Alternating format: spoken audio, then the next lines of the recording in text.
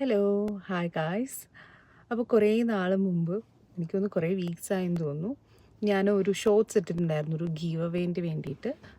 രണ്ട് new born ബേബീസിന് വേണ്ടിയിട്ട്, അല്ലെങ്കിൽ ഒരു ന്യൂലി അമ്മം ആയിട്ടുള്ള ആൾക്കാർക്ക് വേണ്ടിയിട്ട് രണ്ട് ഗീവ് അവേൻ്റെ ഒരു ഷോർട്സ് ഇട്ടിട്ടുണ്ടായിരുന്നേ.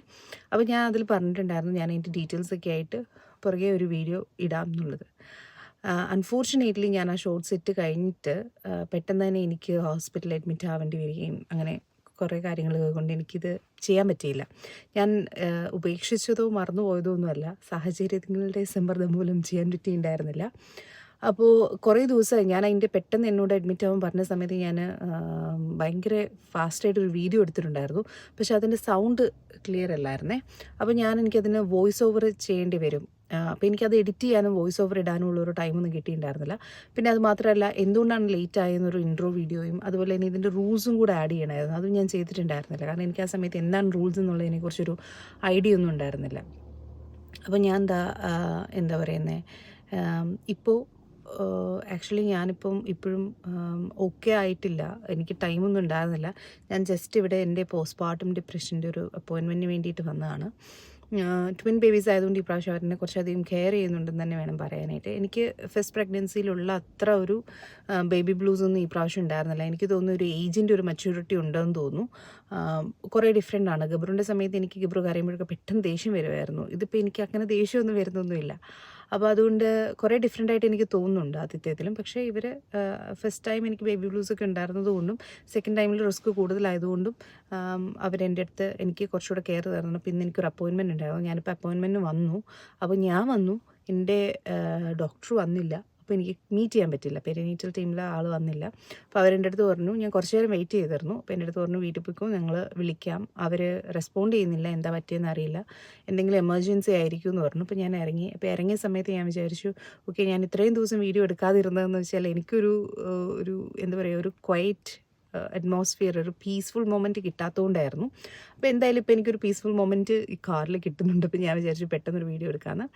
അപ്പോൾ ഞാൻ എൻ്റെ ഓൾറെഡി എടുത്ത് വെച്ചിരിക്കുന്ന വീഡിയോയിൽ ഞാൻ എന്തൊക്കെയാണ് ഗീവ് അവേയിൽ ആഡ് ഉള്ളത് എന്ന് കാണിക്കുന്നുണ്ട്. അപ്പോൾ അതൊക്കെ കൂട്ടിയിട്ട് ഞാൻ ഈ വീഡിയോ എഡിറ്റ് ചെയ്ത് കംപ്ലീറ്റ് ആക്കി ഇടാം കേട്ടോ. അപ്പോൾ റൂൾസ് പറഞ്ഞിരിക്കുന്നതെന്ന് പറഞ്ഞു കഴിഞ്ഞാൽ നോർമലി ഗീവ് അവേക്കുള്ള റൂൾസൊക്കെ തന്നെയാണ്. ഇതിൻ്റെ ഒരു റൂൾസ് ഞാൻ അതിനെക്കുറിച്ച് ചിന്തിച്ചിട്ടുണ്ടായിരുന്നു. അങ്ങനെ ഞാൻ യൂട്യൂബിൻ്റെ ഗൈഡ് ലൈൻസ് ഒക്കെ ചെക്ക് ചെയ്തിട്ടുണ്ടായിരുന്നു കേട്ടോ. അപ്പോൾ എനിക്ക് തോന്നുന്നത് പിന്നെ കുറച്ച് വീഡിയോസും ഞാൻ കണ്ടിട്ടുണ്ടായിരുന്നു എന്താണ് എല്ലാവരും ജനറലി ചെയ്യുന്നതെന്നുള്ളത്. അപ്പോൾ ഒരു ഫോമാറ്റ്, ഒരു ജനറൽ ഫോമാറ്റായിട്ട് എനിക്ക് മനസ്സിലായത് ലൈക്ക് ചെയ്യുക, ഷെയർ ചെയ്യുക, കമൻറ്റ് ചെയ്യുക, സബ്സ്ക്രൈബ് ചെയ്യുക. അപ്പോൾ അത് തന്നെയാണ് ഞാനും റൂൾസായിട്ട് സെറ്റ് ചെയ്യുന്നത്. അപ്പോൾ നിങ്ങൾ മസ്റ്റായിട്ട് കമൻറ്റ് ചെയ്യണം. കമൻസിൽ നിന്നായിരിക്കും ഞാൻ ആളുകളെ ചൂസ് ചെയ്യുന്നത്. പിന്നെ ലൈക്ക്, ഷെയർ, സബ്സ്ക്രൈബ് ചെയ്യുക, 2 പേർക്ക് ഷെയർ ചെയ്യുക എന്നുള്ളതാണ് നമ്മളുടെ ഒരു ഗൈഡ് ലൈൻ വെച്ചിരിക്കുന്നത്. അപ്പോൾ ഇത്രയാണ് നമ്മളുടെ റൂൾസ് ഉള്ളത്. അപ്പോൾ ഞാൻ ഇതിൻ്റെ കൂടെ ബാക്കി വീഡിയോസും കൂടെ ആഡ് ചെയ്തിട്ട് ഉടനെ തന്നെ അപ്ലോഡ് ചെയ്യാം. താമസിച്ചതിൽ ഞാൻ അപ്പോളജൈസ് ചെയ്യുന്നു. ഇത്രയും താമസിക്കണമെന്ന് ഞാൻ വിചാരിച്ചതല്ല, ഇത്ര ലേറ്റ് ആവുമെന്ന് ഞാൻ വിചാരിച്ചതല്ല. അപ്പോൾ നമുക്ക് വേഗം തന്നെ ഇതിൻ്റെ വീഡിയോയിലേക്ക് പോവാം. ഹായ് ഫ്രണ്ട്സ്, അപ്പോൾ welcome back to my channel English moments by Meera. ഞാൻ നേരത്തെ ഒരു ഷോർട്സ് ഇട്ടിട്ടുണ്ടായിരുന്നു ഒരു ഗീവ് അവേൻ്റെ വേണ്ടിയിട്ട്, ഒരു ചെറുതായിട്ട്. അപ്പം ഞാൻ അതിൻ്റെ ഒരു ഇൻട്രോ പോലെ ജസ്റ്റ് ഒന്ന് ഇട്ടതാണ്. അപ്പം ഞാൻ പറഞ്ഞിട്ടുണ്ടായിരുന്നു ലേറ്റർ ഓൺ ഇതിൻ്റെ ഗീവ് അവേക്ക് വേണ്ടുന്ന സാധനങ്ങളൊക്കെ വാങ്ങിക്കഴിയുമ്പോൾ ഞാൻ അതിൻ്റെ ഒരു വീഡിയോ ഇടാം. പിന്നെ റൂൾസൊക്കെ ആകുമ്പോൾ ഒരു വീഡിയോ ഇടാം. റൂൾസിനെ കുറിച്ചൊന്നും ഞാൻ സത്യം പറഞ്ഞാൽ എനിക്ക് ചിന്തിക്കാനുള്ള ടൈം ഇതുവരെ കിട്ടിയിട്ടുണ്ടായിരുന്നില്ല. ഇങ്ങനെ കുറേ ഓട്ടങ്ങളായിരുന്നു. ജോലി ഫുൾ ഹാൻഡ് ഓവർ ചെയ്തു കഴിഞ്ഞു. അപ്പോൾ അത് നിർത്തി ഞാൻ മെറ്റർനിറ്റി സ്റ്റാർട്ട് ചെയ്തു. പിന്നെ എനിക്ക് ഒരുപാട് അപ്പോയിൻമെൻറ്റ്സും കാര്യങ്ങളൊക്കെ ഉണ്ടായിരുന്നു ഹോസ്പിറ്റലിൽ. അപ്പോൾ അങ്ങനെയുള്ള തീർത്ത് പിടിച്ചുള്ള ഓട്ടത്തിനിടയിൽ ഇതിനെക്കുറിച്ചൊന്നും ചിന്തിക്കാൻ സമയം കിട്ടില്ല. പക്ഷേ ഞാൻ വാങ്ങിച്ച സാധനങ്ങളെല്ലാം വന്നിട്ടുണ്ട്. അപ്പോൾ ഞാൻ അതൊന്ന് ആദ്യം തന്നെ കാണിക്കാം. എന്നിട്ട് ഞാൻ പതിയിരുന്ന് ആലോചിച്ച് റൂൾസ് ഞാൻ ആഡ് ചെയ്യാം. അത് കൂടെ കൂട്ടിയിട്ട് വീഡിയോ ഞാൻ അവസാനം ഇടാം എന്നാണ് വിചാരിക്കുന്നത്. അപ്പോൾ ഇത് ആദ്യം തന്നെ ഞാൻ കാണിച്ചിട്ടുണ്ടായിരുന്നു. ഞാൻ പറഞ്ഞു 2 പേർക്ക് വേണ്ടിയിട്ടാണ് ചെയ്യുന്നത്. അപ്പോൾ ആദ്യത്തെ നമ്മളുടെ സംഭവം എന്ന് പറയുന്നത് ബൂട്ടീസാണ്. അതൊരു റാബിറ്റ് ബൂട്ടീസാണ്. അത് ഞാൻ കഴിഞ്ഞ വീഡിയോയിൽ കാണിച്ചിട്ടുണ്ടായിരുന്നു. പിന്നെ നമ്മുടെ ലിസ്റ്റിൽ ഉണ്ടായിരുന്നത് ഇതെല്ലാം വേണ്ടെന്ന് വെച്ചിട്ടുണ്ട്. ഇതൊരു നാപ്പി ബാഗാണ്, കാണാവോ? അപ്പോൾ ഇതൊരു നമുക്ക് പുറത്തൊക്കെ പോകുമ്പോൾ നാപ്പിയും അതുപോലെ കുട്ടികളുടെ ഡ്രസ്സോ ബോട്ടിൽസോ അങ്ങനത്തെ ചെറിയ ചെറിയ സാധനങ്ങളൊക്കെ ഇട്ട് വെക്കാൻ പറ്റുന്ന, ഞാൻ എല്ലാം പൊട്ടിക്കുന്നില്ല, രണ്ടെണ്ണം ഞാൻ പൊട്ടിക്കുന്നില്ല, 2 പേർക്ക് വേണ്ടിയിട്ടാണ്. എല്ലാം സെയിം തന്നെയാണ്, ഒരു പെയറാണ് ഞാൻ വാങ്ങിച്ചിരിക്കുന്നത്. അപ്പോൾ അത് നമ്മളുടെ സെക്കൻഡ് തിങ് എന്ന് പറയുന്നത് ഒരു നാപ്പി ബാഗാണ്. പിന്നെ നമുക്കുള്ളത് ഞാൻ ഒരു ബ്ലാങ്കറ്റാണ് പിന്നെ വാങ്ങിച്ചിരിക്കുന്നത്. നമുക്കിപ്പോൾ ജെൻഡറൊന്നും അറിയില്ലല്ലോ, അപ്പോൾ അതുകൊണ്ട് ന്യൂട്രലായിട്ടുള്ളതാണ് ഞാൻ വാങ്ങിച്ചിരിക്കുന്നത്. വൈറ്റ് കളറിലുള്ള ബ്ലാങ്കറ്റാണ് വാങ്ങിച്ചിരിക്കുന്നത്. പിന്നെ ഓരോ പെയർ പിന്നെ ഞാൻ വാങ്ങിച്ചിരിക്കുന്ന ബോഡി സ്യൂട്ടാണ്. അപ്പോൾ അത് ഞാൻ 3 എണ്ണം വെച്ചിട്ടാണ് വാങ്ങിച്ചിരിക്കുന്നത്. ഒരാൾക്ക് 3 ബോഡി സ്യൂട്ടാണ് ഇതിനകത്തുള്ളത്. അപ്പോൾ അത് 3 എണ്ണം ബോഡി സ്യൂട്ട് വാങ്ങിച്ചിട്ടുണ്ട്. 0 to 3 months ആണ് ഇത്. അപ്പം ബ്ലാങ്കറ്റിനൊന്നും നമുക്ക് ഏജ് റെസ്ട്രിക്ഷൻ ഒന്നുമില്ല, വലിയ ബ്ലാങ്കറ്റാണ്, നമുക്ക് കുറച്ച് നാൾ അധികമൊക്കെ യൂസ് ചെയ്യാം. പിന്നെ വാങ്ങിച്ചിട്ടുള്ളത് അപ്പോൾ ഞാൻ നെക്സ്റ്റ് വാങ്ങിച്ചിരിക്കുന്നത് ഒരു കംഫർട്ടറാണ്. ഇതിൻ്റെ ഒരു യൂസ് എനിക്ക് കറക്റ്റായിട്ട് മനസ്സിലായിട്ടില്ല, പക്ഷേ എനിക്ക് മനസ്സിലായിടത്തോളം നമ്മൾ കുട്ടികൾക്ക് ഒരു കംഫർട്ട് കൊടുക്കാൻ വേണ്ടിയിട്ട്, അതായത് അവരെന്തെങ്കിലും ഒരു സാധനം യൂസ് ചെയ്തിട്ടായിരിക്കും കംഫർട്ട് കണ്ടുപിടിക്കുന്നത്. ചിലർ ഡമ്മി കൊടുക്കും, ചിലർ കംഫർട്ടർ കൊടുക്കും. ഇപ്പോൾ എൻ്റെ ബേബീസിൻ്റെ കംഫർട്ടർ ഞാൻ തന്നെയാണ്. പക്ഷേ ഇതൊരു ടോയ് പ്ലസ് ഒരു ബിബ് പോലെ നമുക്ക് യൂസ് ചെയ്യാം. അവർക്ക് എന്തെങ്കിലും ട്രൂളി ആണെങ്കിലൊക്കെ നമുക്ക് വൈപ്പ് ചെയ്യാൻ വളരെ സോഫ്റ്റ് ആയിട്ടുള്ളൊരു ക്ലോത്താണ്. അതിൻ്റെ മുകളിലൊരു ചെറിയ ടോയ് പോലൊരു സംഭവമുണ്ട്.